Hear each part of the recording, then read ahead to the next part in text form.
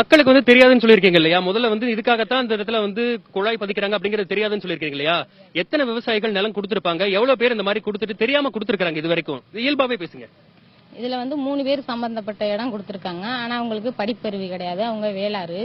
ஆனா படிப்பறிவு இல்லாதனாலதான் அந்த இடத்த கொடுத்தாங்க. இது சும்மா போட்டுட்டு வெடிச்சிட்டு போயிருவாங்க. இது மாதிரி பாதிப்பு வராது. சும்மா மண்ணெண்ணெய் எடுத்தா சரி நமக்கும் யூஸ் ஆகும் அப்படிங்கறதுனாலதான் மக்கள் இதை ஏமாந்து கொடுத்தாங்க. இதனால நம்ம விவசாயம் பாதிக்கும், நம்மளுக்கு நிலத்தடி நீர் கிடைக்காது அப்படின்னு தெரிந்திருந்தால் இந்த மக்கள் கொடுக்காது. எங்க மாவட்டம் தஞ்சை மாவட்டம் தான். அதுல பிரிக்கப்பட்டதுதான் புதுக்கோட்டை மாவட்டம். ஆனா எல்லா மாவட்டத்திலயுமே தஞ்சை மாவட்டம் தான் முத கர்நாடகா நெல் விளைச்சதுல ஃபர்ஸ்ட் இருந்து.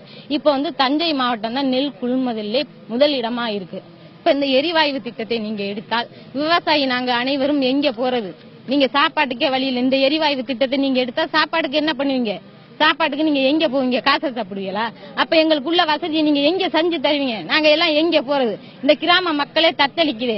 ஒரு நாள் விளையாட்டுக்காக இந்த ஸ்டூடெண்ட் எல்லாருமே ஜல்லிக்கட்டுக்கு போராடினாங்களே, இப்ப சாப்பாடே இல்லாம வழி இருக்கமே. இந்த மக்கள் எல்லாம் எங்க இருக்கு? இந்த ஸ்டூடெண்ட் எல்லாம் எங்க இருக்காங்க? இந்த ஸ்டூடெண்ட் முன் வந்தா மக்கள் அனைவரும் போராடுவோம், உயிர் உள்ள வரையும் போராடுவோம். இந்த மத்திய கவர்மெண்ட் இதுக்கு பதில் சொல்லியே ஆகணும். அரசாங்க ஊழியர் எல்லாருமே இதுக்கு பதில் சொல்லியே ஆகணும். உங்க ஊர்ல இருக்கிற இளைஞர் எல்லாருமே ஆதரவு கேட்டிருக்காங்க. எல்லா லெக்கிலையும் போராட்டம் நடக்குது. 26ஆம் தேதி புதுக்கோட்டையில போராட்டம். அனைவரும் கலந்துக்கணும். இளைஞர் மன்ற அனைவரையும் கேட்டுக்கிறேன். ஜல்லிக்கட்டுக்கு நீங்க எவ்வளவு போராட்டம் எடுத்து எவ்வளவு முயற்சி பண்ணீங்களோ அந்த ரெஸ்பான்ஸ் இதுக்குள்ள கொடுங்க.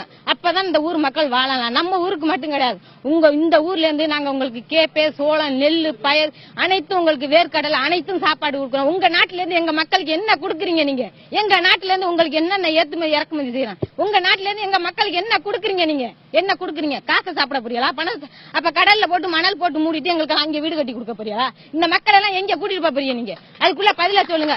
யாரு இதுக்கு கோரிக்கை கொடுக்குறாரோ அவங்க முன் வந்து இங்க கூப்பிடுங்க. நாங்க அதை சாவு வரை ஒன்னாவது இருப்போம். அனைத்து மக்கள் இங்கதான் இருப்போம். 26ஆம் தேதி தாலுகா ஆபீஸ்ல போராட்டம். அனைவரும் பழைய பசங்க கலந்துக்கங்க. தயவு செய்து சொல்றேன், ஸ்டூடெண்ட் அனைவரும் முன் வரணும்.